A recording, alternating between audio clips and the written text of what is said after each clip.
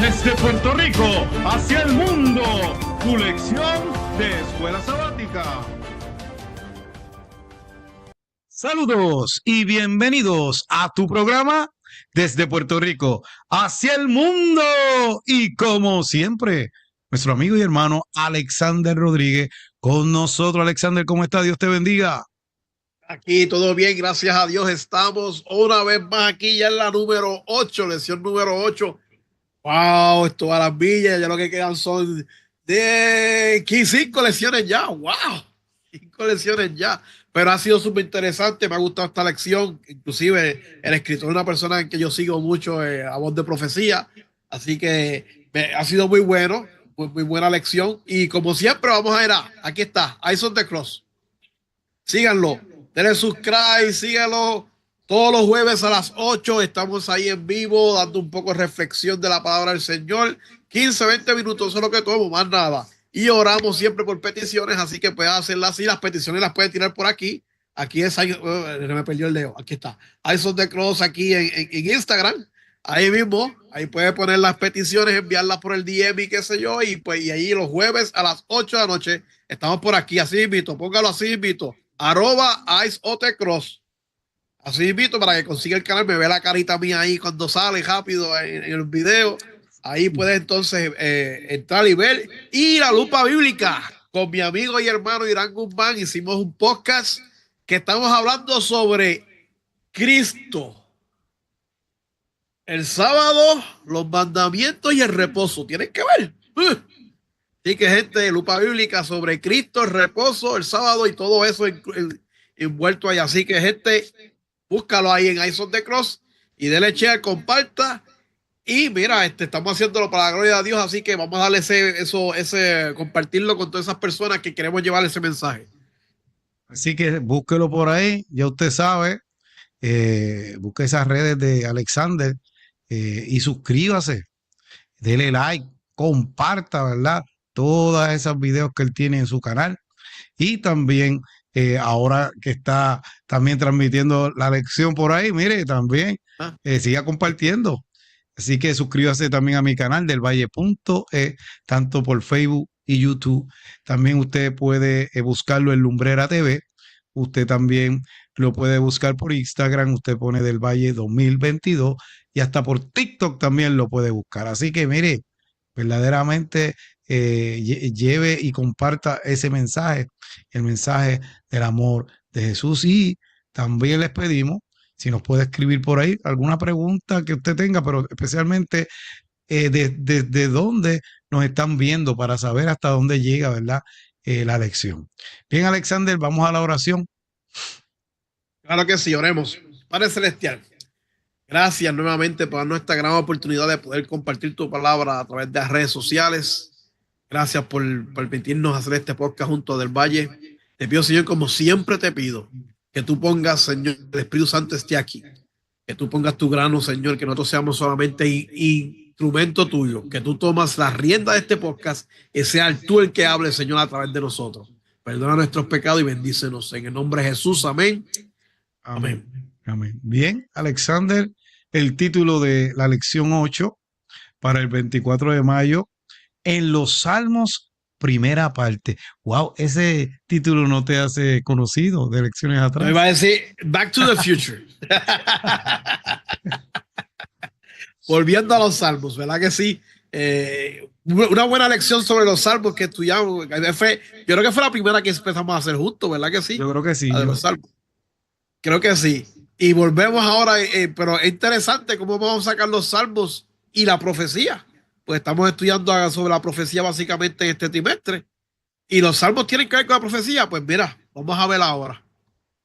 Bien importante, ¿verdad? Cuando usted mira los Salmos, fue cuando el pueblo de Dios también, en un momento dado que lo dice, ¿verdad? Fue oprimido por Babilonia y ellos utilizaban los Salmos allá para cantar. Pero ese pueblo oprimido, que lamentablemente pues hizo las cosas mal ante Dios, en un momento dado que quería hacer las cosas bien. Y el pueblo del fin, es importante que nos demos cuenta que van a tener la identidad igual que el Cordero y obedeciendo los mandamientos de Dios y llevando el mensaje de salvación. Así que, ¿qué es lo que vamos a llevar al cielo, Alexander? Nuestro carácter, ¿verdad? Así que la identidad de ese pueblo del fin tiene que tener el carácter parecido al de quién, al de Jesús. Bien, vamos entonces al versículo para memorizar, Apocalipsis 14:1. ¿Me lo puedes leer? Sí, dice, entonces miré y vi al Cordero de pie sobre el monte Sión, y con él 144,000 que tenían el nombre del Cordero y el nombre de su padre escrito en su frente. Wow. Y en este, ¿verdad? Libro, Apocalipsis 14:1, nos describe la visión del Cordero, Alexander, de pie en el monte de Sión, acompañado con los 144,000 que tienen el nombre del Cordero, como tú dices, ¿verdad? ¿En su qué? Su frente. Y el En nombre su de su frente. Padre escrito en su frente, que simboliza ¿qué? Esa identidad de redención y el compromiso de los fieles hacia Dios en los últimos días. Hay gente que dice que los 144,000, que eso es literal. Otros dicen que es simbólico. Pero verdaderamente, hermano, yo me voy por lo de simbólico, porque ya todas esas tribus que pasó, ya no existen. Lo más importante que ese pueblo del fin va a tener esa característica, va a tener el carácter parecido al de quién, al de Jesús. Bien, Alexander, vamos a la parte del sábado y ¿Ah? vemos que como adventistas del séptimo día, estamos acostumbrados a buscar los símbolos en Apocalipsis, en el Antiguo Testamento, para entender qué representan.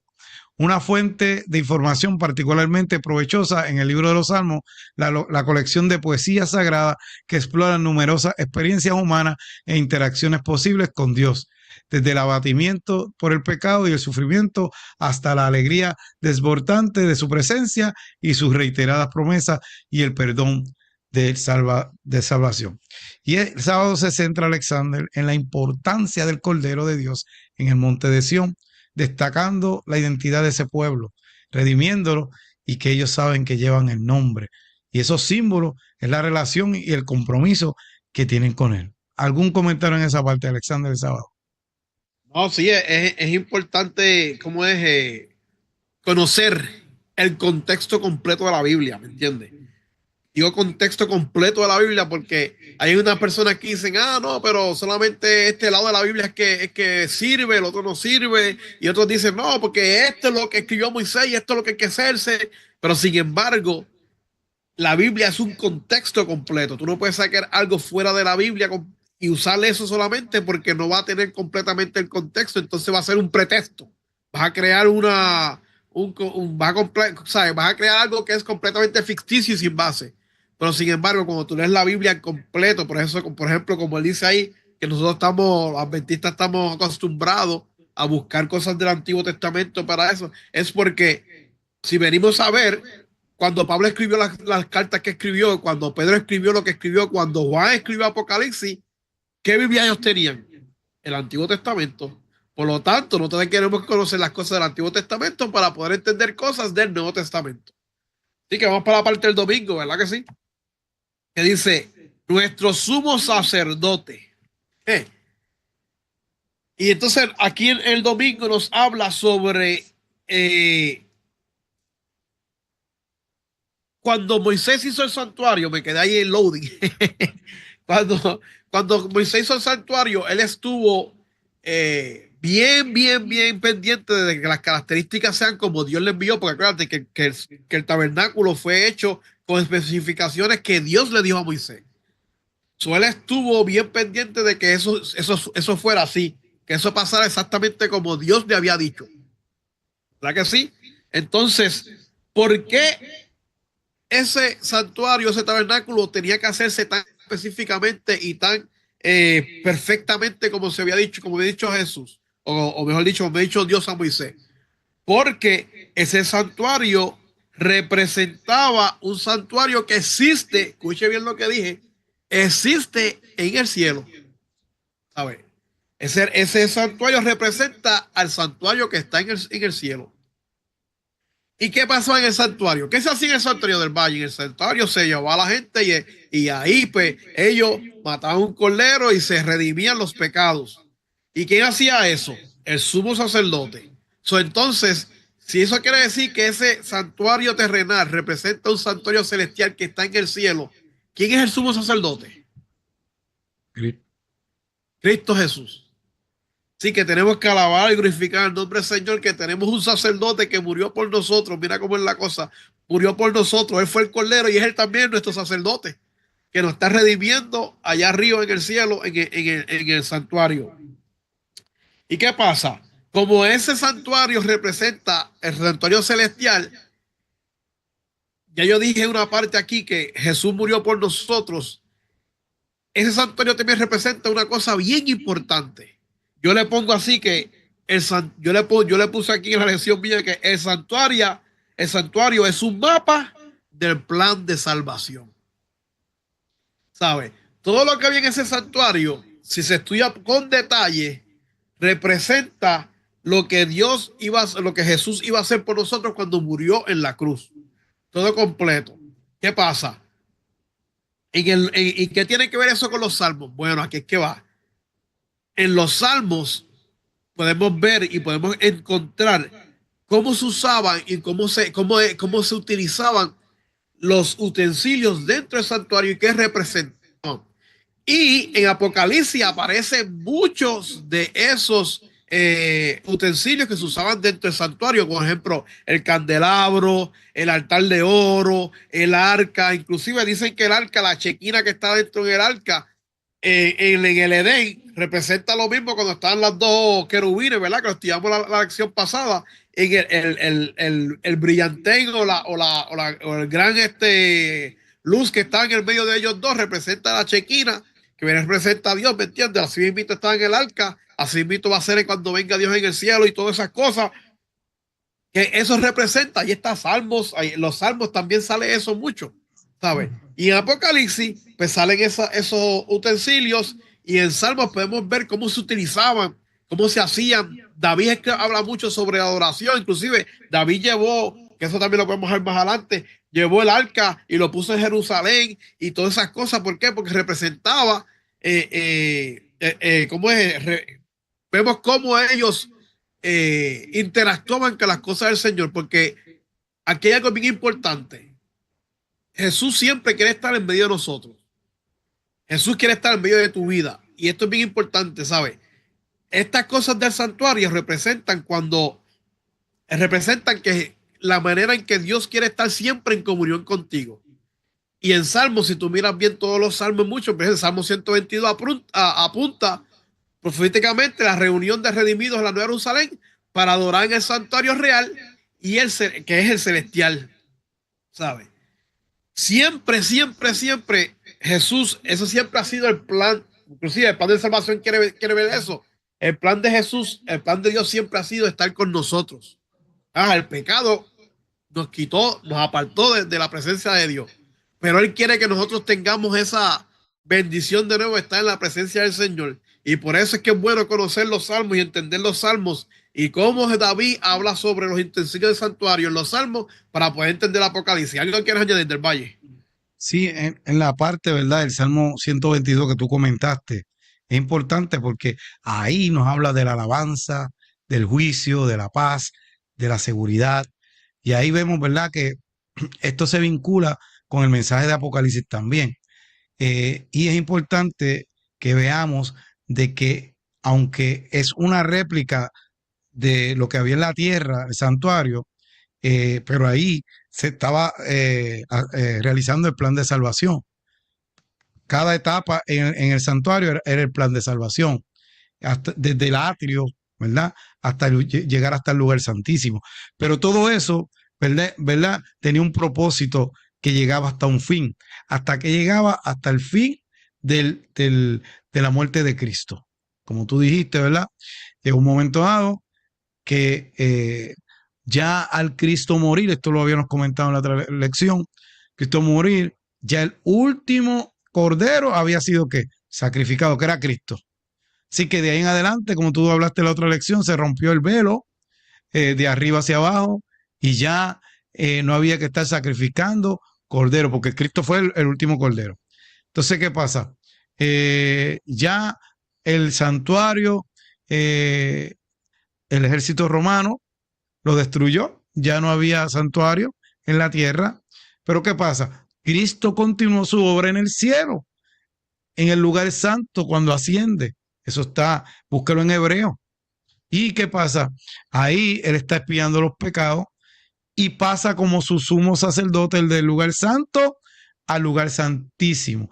Así que es importante como sumo sacerdote, ya el propósito de los sacerdotes en aquel tiempo era, ¿verdad? Lo que hacían con los corderos, los sacrificios, todo eso. Una vez nada más pasaba el sumo sacerdote al lugar santísimo. Así que ya los sacerdotes, pues ya se supone que no estuvieran. Pero, pues, hicieron de nuevo, ¿verdad? Una orden sacerdotal, pero están quitándole, ¿verdad? La parte de Jesús y están tratando de irse por encima del sumo sacerdote, que es Cristo Jesús. ¿Me entiendes? ¿Y quién es el que está perdonando pecados en el cielo? Es Cristo allá en el cielo, haciendo la obra en el santuario celestial. Pero en la tierra hay gente que dice que hay hombres que pueden perdonar pecados. Y volvemos, le están quitando la obra de Cristo, porque Cristo es el único que perdona pecados. Sí. Entonces, inclusive, habla del juicio, Alexander. Y si comenzó un juicio, cuando usted estudia los 2300 días, tardes y mañanas, eso tiene un inicio y tiene un fin y llega, ¿verdad? Hasta el 1844. Y cuando usted estudia esa profecía en Daniel 8:14, se da cuenta de que al final de esa profecía comenzó un juicio. Y si comenzó un juicio, pues como hay gente también que está diciendo que todo el que se muere está allá vivo allá en el cielo, pero ¿cómo va a decir? Si empezó un juicio, se supone que no haya nadie allá. ¿Entiendes? Así que eso es otra cosa también. Le están quitando esa parte a Cristo, que es el único juez. Gente que no, que cuando tú te mueres, no, ya tú estás en el cielo allá con Dios, ¿no? Porque si fuera así, ¿a quién va a venir a buscar Cristo en su segunda venida? Así que vemos cómo una cosa tiene que ver con la otra. Salmo 22 ¿verdad? Se complementa con Apocalipsis también. Bien, vamos entonces a la próxima parte. Alexander, ¿puedes leer esa porción, ya que esa parte que te tocó a ti, Patriarca y Profeta?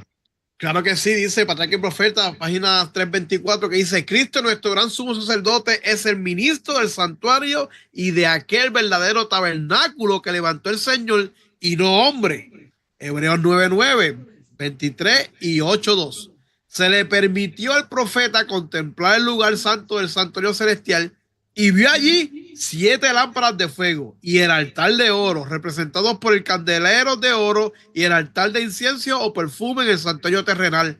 Allí contempló el arca de su pacto, representada por el arca sagrada construida por Moisés para guardar la ley de Dios. Moisés hizo el santuario terrenal conforme al modelo que había visto. Y Juan dice que vio el santuario celestial, aquel santuario en el cual oficia Jesús en nuestro favor. Él es el gran original, del cual el santuario construido por Moisés era una copia. Sí, que vimos que era una copia. Ese no era el original. Pero Dios quería mostrar, ¿verdad? Esa obra de redención por medio del santuario. Bien, vamos al lunes. En el monte de Sión, Apocalipsis 14, encontramos al pueblo de Dios de pie en el monte de Sión, Alexander. Este se encontraba al oeste de lo que hoy se conoce como la ciudad vieja, en Jerusalén, y era considerado la sede del trono de Dios o de su presencia entre su pueblo. Con el tiempo, el monte de Moria, donde estaba el templo, llegó también a ser identificado como el monte de Sión. En otras palabras, esta importante descripción del remanente de Dios de los últimos días se representa en el lenguaje característico del santuario, como la mayoría de las escenas claves del Apocalipsis. Gracias al Cordero del pueblo de Dios, Dios está, ¿dónde? En su monte santo, pero en este caso, en el reino celestial. Vemos que en Salmos 15:1 dice: Jehová, ¿quién habitará en tu tabernáculo? ¿Quién morará en tu monte santo? En el monte santo ocupaba parte de la ciudad de Jerusalén, que fue lo que dijo ahorita, ¿verdad? Así que en sus escritos proféticos se usa para definir el lugar donde se reunían los redimidos. en Isaías 37, 32, Salmo 74, 2 y Apocalipsis 14, 1, dice, ¿quiénes podrán estar en el monte de Sión junto a Jesús? En los Salmos 15 y 24 dice, se definen las características de los que sean dignos de estar ahí. Así que hay un grupo que va a estar en el monte de Sión cuando Cristo venga, un grupo, ¿verdad? Pero tiene unas características. ¿Y cuáles son esas características? Dice que andan en integridad y hacen justicia y no miente, Salmo 15:2. Así que es una característica importante, porque si usted ve una persona que dice, no, yo soy esto, soy lo otro, pero todo el tiempo está mintiendo, no tiene la característica del pueblo del fin, Alexander. Si usted ve que aún estando en la iglesia, la número Sí, 2, el que no calumnia, no hace mal al prójimo, ni permite que le hablen mal de él. Así que es importante, ese grupo del tiempo del fin no va a estar calumniando a nadie, ni voy a utilizar esta palabra, ni bochinchando de nadie, ni hablando mal de nadie, porque si usted está haciendo eso, usted no está en ese pueblo del fin, ¿verdad?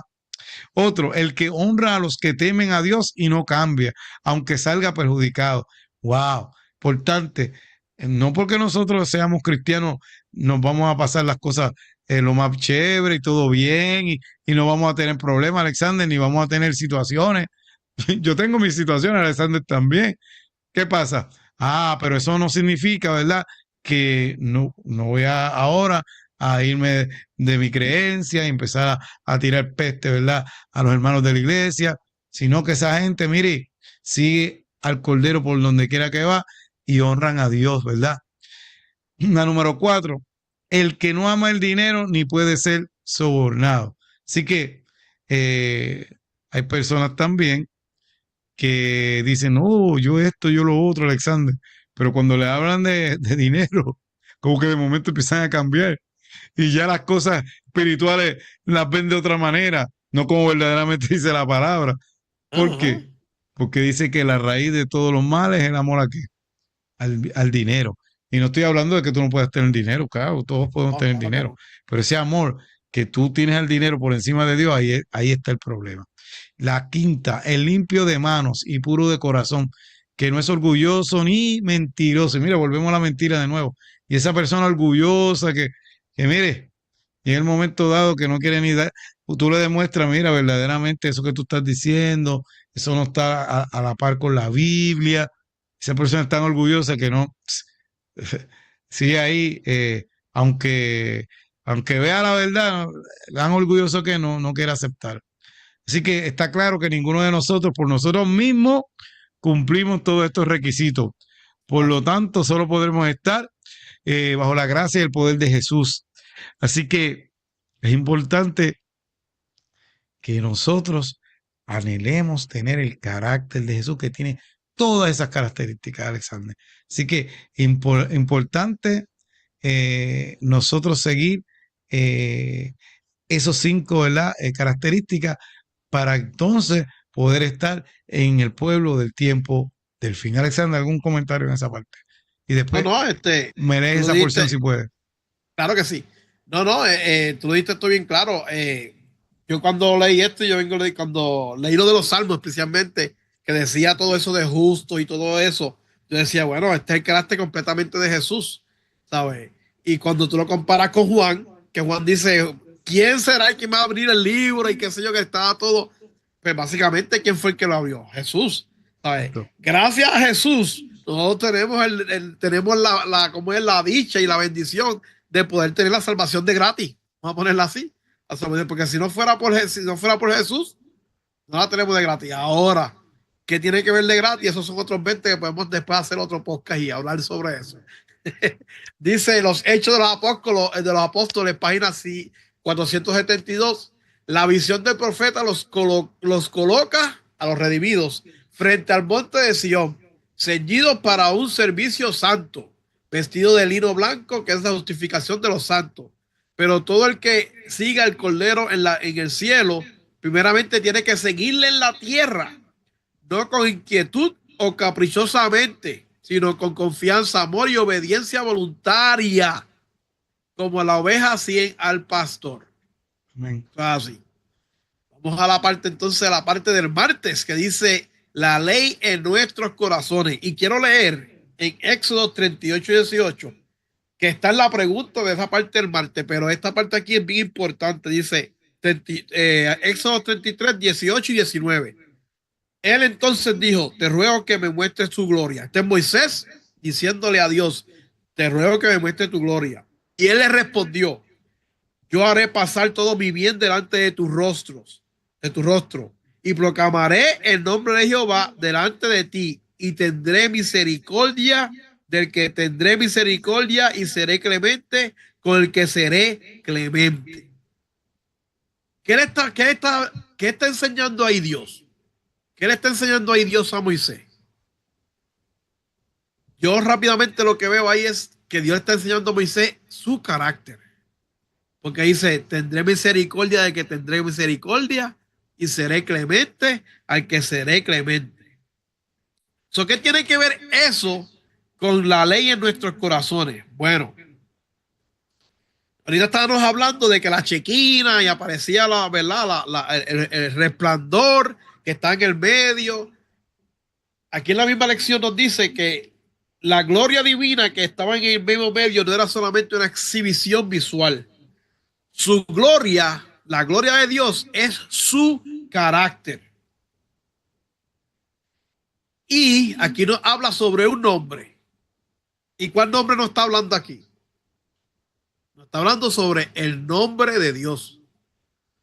Mira lo que dice Salmo 119:55. Dice, Señor, por la noche invoco tu nombre. Quiero cumplir tu ley. ¿Y qué tiene que ver? Bueno, vuelvo y repito, ¿qué tiene que ver la ley con la gloria de Dios? ¿Qué tiene que ver la ley con el nombre de Dios? El nombre de Dios, especialmente en los tiempos bíblicos, estaba asociada con el carácter de una persona. Eso está en Génesis 32:28. Por lo tanto, el nombre de Dios inscrito en la frente de los redimidos, que va a estar en ellos, más allá de las cuatro letras que saben que se van a ver las cuatro letras, como dice Yahvé, eso refleja el carácter de Dios. O sea, que si esos redimidos tienen el carácter de Dios, ¿qué quiere decir eso? ¿Cuál es su carácter entonces de esos redimidos? Esos redimidos, ese carácter va a ser el carácter de Dios. O sea, esos redimidos van a tener el carácter de Dios. Por lo tanto, como son espejos del carácter de Dios, ¿qué es lo que va a tener en su mente, en su frente? El nombre de Dios, que representa el carácter de Dios. Cuando el salmista invoca el nombre de Dios, era invadido por el deseo de cumplir la ley. ¿Y por qué? Porque la ley es una transcripción de su carácter. El nombre de Dios será inscrito en la frente de aquellos que amen a Dios y desean obedecer su ley.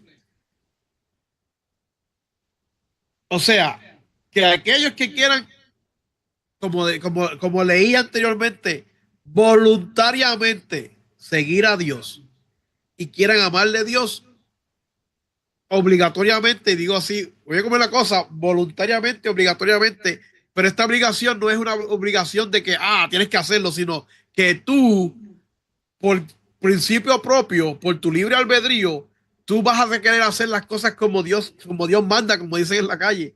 ¿Por qué? Porque tú vas a amar a Dios y tú vas a que yo quiero, ¿sabes? Y vas a ser como David. Cuando David hacía que llamaba el nombre de Dios, él deseaba hacerlo de corazón, porque él quería hacerlo, porque él amaba tanto a Dios que él quería seguir las leyes de Dios. Y así va a ser con nosotros. Los redimidos es lo mismo. Ellos aman tanto a Dios que quieren hacer las cosas bien, hacerlo bien, quieren parecerse tanto a Dios y por lo tanto hacían las cosas bien y se le aparece el nombre de Dios en su frente, que como dije, las cuatro letras hebreas.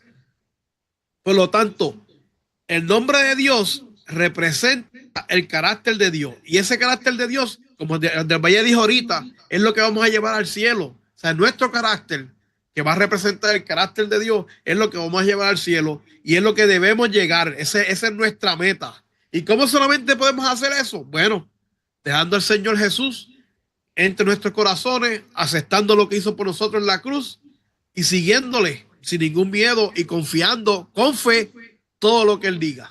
¿Algo que añadir Del Valle? Sí, la ley de Dios es su carácter de amor, ¿entiendes? Y sus hijos tienen que reflejar eso.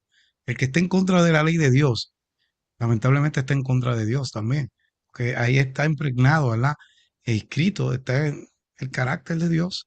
Ahora, Alexander, escucha bien esto que te voy a decir. Escúchame bien. Yo siempre me pregunté, Dios va a sellar en el juicio a todos. Y cuando sella al último justo, ahí Él va a venir. Hecho está, y va a venir a buscar a su pueblo. Y yo decía, wow, pero una vez que selle a los del pueblo del fin, ¿y si alguien peca? ¿Y si cómo se brega en ese asunto? Y yo ahí estudiando y pidiendo, y eso que tú estás diciendo fue la que me lo contestó, porque ellos tienen el carácter de quién, de Jesús. Y cuando ya Dios los selle, ellos no quieren pecar. O sea, ya está en santidad. Ya ese grupo está en santidad. Ya ellos no van a querer pecar. Mejor pierden sus vidas antes de pecar. Y esa va a ser su forma, sus características. Por eso es que ese grupo va a estar en el tiempo del fin. Porque ya no van a poder pecar. O sea, y cuando Dios, porque mi mente se corría, wow, y si de momento uno peca, se va a perder. No, es que ya está sellado, pero como está sellado y su carácter es parecido al de Jesús, no van a pecar. O sea, no van a pecar. O sea, va a ser un pueblo santo, los del tiempo del fin. Por eso es importante, hermano que me está escuchando, usted, mire, vaya afinando todas esas cositas con Dios, pidiéndole que le quite todas esas cosas que verdaderamente no te están dejando acercarte más al carácter de Jesús. Alexander, ¿puedes leer esa parte que está ahí ahora? Esa porción. Claro que sí. Está en el The Sign of Time, diciembre 12 de 1895. Ha llovido. Dice, la gloria de Cristo es su carácter y su carácter es una expresión de la ley de Dios. Él cumplió la ley en todas sus especificaciones y mediante su vida proporcionó al mundo un modelo perfecto de la humanidad. La humanidad puede alcanzar mediante la cooperación con la divinidad. Voy a leer eso de nuevo. Él cumplió la ley en todas sus especificaciones y mediante su vida proporcionó al mundo un modelo perfecto de lo que la humanidad puede alcanzar mediante la cooperación con la divinidad. En su humanidad, Cristo era dependiente del Padre, del mismo modo que ahora la humanidad depende de Dios para obtener el poder divino que le permite alcanzar la perfección de carácter. Sí que es importante porque Cristo era 100% Dios, pero 100% humano. Y Él nos demostró que Él no utilizó su poder, ¿me entiendes? Y si Él pudo, Él quiere decirnos a nosotros también que si emulamos su carácter, Alexander, vamos a poder. Vamos a poder. Bien, vamos a la parte del miércoles. Los salmos, Salmo 5, donde David traza agudos contrastes entre los perdidos y quienes han sido ¿qué? Redimidos. Y compara el contenido de este salmo con el lenguaje de Apocalipsis 14:1 al 12, ¿verdad? Y en Salmo 5:4 dice, porque tú no eres un Dios que se complace en la maldad. El malo no habitará junto ¿qué? A ti. En el Salmo 5 nos muestra un agudo contraste, ¿verdad? Entre aquellos que aceptan a Dios y los que lo rechazan. Este salmo anticipa la definición de los dos grupos, enfrentándose en el tiempo del fin. Los que reciben el nombre de Dios o el que recibe que la marca de que Alexander, de la bestia. Ahora, Alexander, ¿tú ves ahí tres grupos o ves dos? Yo veo dos. Veo dos nada más ahí. Yo veo dos nada ¿O tú más. ves dos grupos y uno que es neutral? No, negativo. O estás con Dios o estás con la bestia. Eso es lo que yo veo ahí. Y miren, los que están con la bestia no habitarán con Dios. Eso dice el Salmo 5:4. Pero los que están con Dios habitarán con Dios. Apocalipsis 14:1. Los que están con la bestia adoran a la bestia. Y tienes que estudiar, hermano, escuche bien, ¿qué es la bestia? ¿Qué es la bestia? Porque es un poder político religioso que en el pasado cogió una herida de muerte y sanó. Y las personas de nuevo van a honrar y lo van a adorar. Y ya lo están haciendo, no voy a entrar en eso. Pero los que están en el nombre de Dios adoran a Dios, Salmo 5:7. Los que están con la bestia son mentirosos, dice Salmo 5:9. Y los que están con Dios no mienten, Apocalipsis 14:5. Los que están con la bestia serán castigados, Salmo 5:10. Los que están con Dios serán redimidos por el Cordero. Los que están con la bestia, Apocalipsis 13:6, blasfeman contra Dios. ¿Y qué es blasfemar? Lamentablemente todo lo que está en contra de qué? De Dios, ¿verdad? Y los que están con Dios proclaman con júbilo la salvación. O sea, llevan el mensaje, no engañan, van por el libro, van llevando, mire, la palabra como es. Que hay gente que la quiere encajonar a su manera, a sus intereses. Bueno, esos son otros 20 pesos. Pero cuando usted estudia la palabra y se da cuenta a profundidad que esa es palabra de Dios y que Dios quiere hablar a tu corazón y que Dios te quiere salvar, porque todo, Alexander, lo que miramos en esta lección es que Dios quiere redimir al hombre desde el Génesis, quiere salvarlo, redimirlo. Eso es lo que nos está diciendo esta lección. Pero es importante que nosotros tenemos que agarrar, como he dicho siempre, nuestra Biblia y ponernos a estudiar. ¿Algún comentario en esa parte, Alexander? No, no, eso está bien claro ahí. ¿Cuál es la parte del testimonio para la iglesia, tomo 7, página 332, que dice, se suscitarán dificultades que probarán su fe y su paciencia? Háganle frente valerosamente, miren el lado brillante de las cosas. El cielo está lleno de gozo. Resuena con la alabanza que se rinde a aquel que realizó un sacrificio tan maravilloso en favor de la redención de la raza humana. ¿No debería también llenarse de alabanza la iglesia de esta tierra? ¿Acaso no deberían los cristianos publicar por todo el mundo la felicidad de servir a Cristo? Si cometéis un error, trocad vuestra derrota en victoria. Como dicen por ahí, esto lo voy a añadir yo ahora, que tu test, en inglés dice, may you test your testimony, o sea, tu prueba hazla testimonio. Si se las aprende bien, las lecciones que Dios envía imparte ayuda oportuna. Pongan su confianza en Dios. Oren mucho y crean. Si confían, esperan, creen y se aferran de la mano del poder infinito, será más que vencedores. Amén.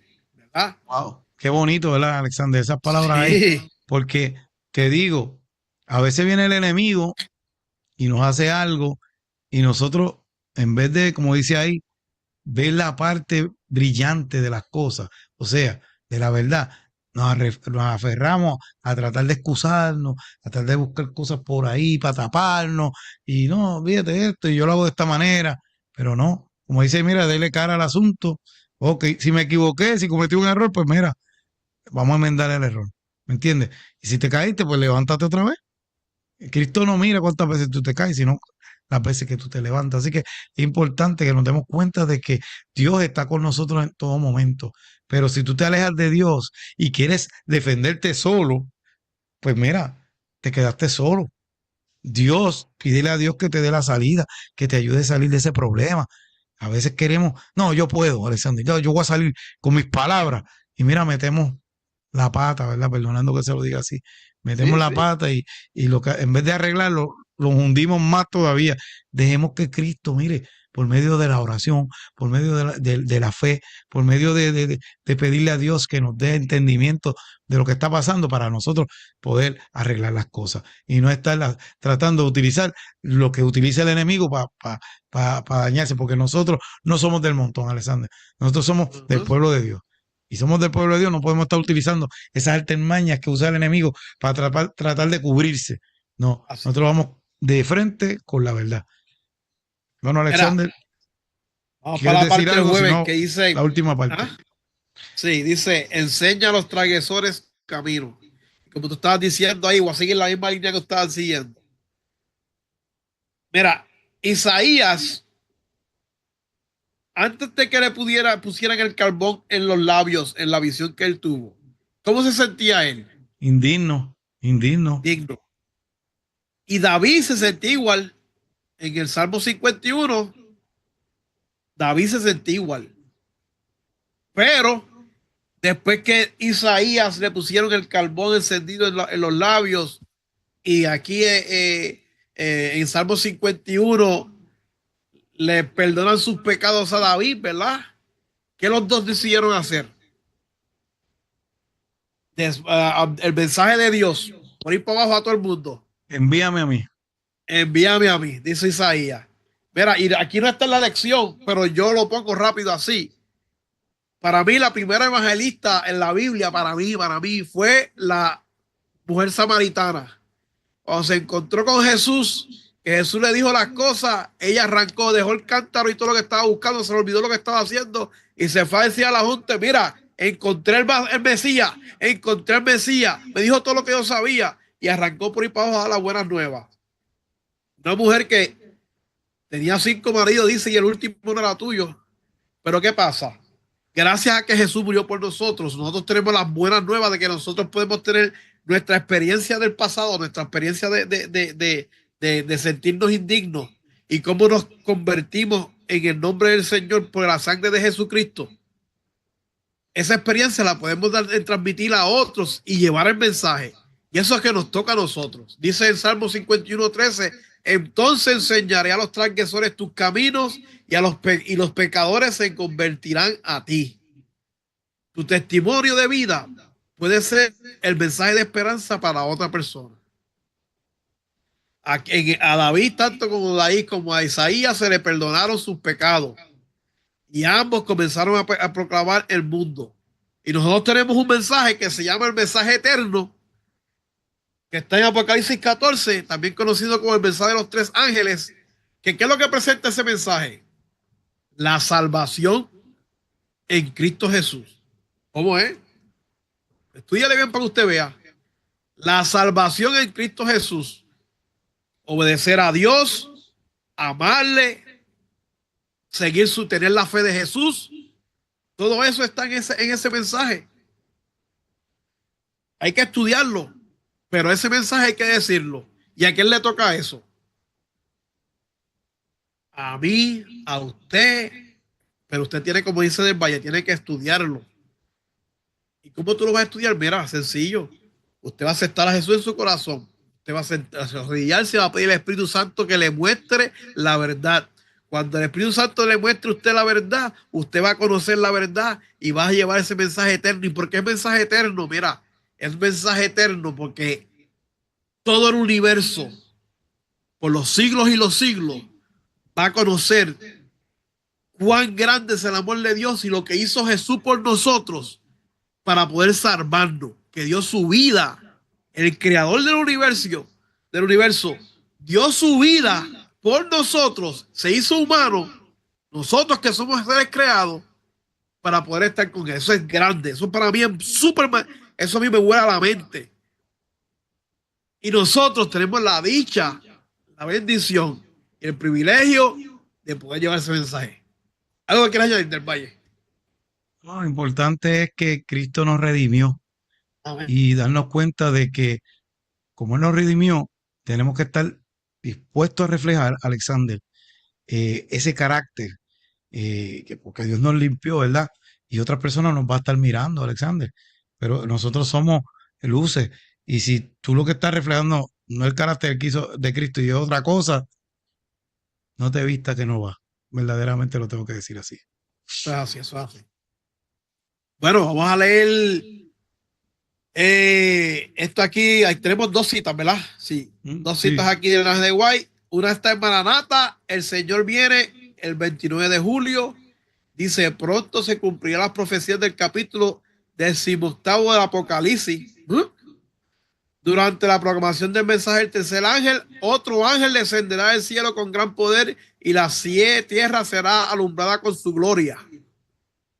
El Espíritu del Señor bendecirá tan abundantemente a los instrumentos humanos consagrados que hombres, mujeres y niños abrirán sus labios en alabanza y acción de gracia, llenando la tierra con el conocimiento de Dios y con su insuperable gloria, como las aguas cubren el mar. Y la próxima cita que está en la educación, página 113, nos dice, el tema central de la Biblia, el tema alrededor de la cual se agrupan todos los demás, es el plan de redención. La restauración de la imagen de Dios es el alma humana.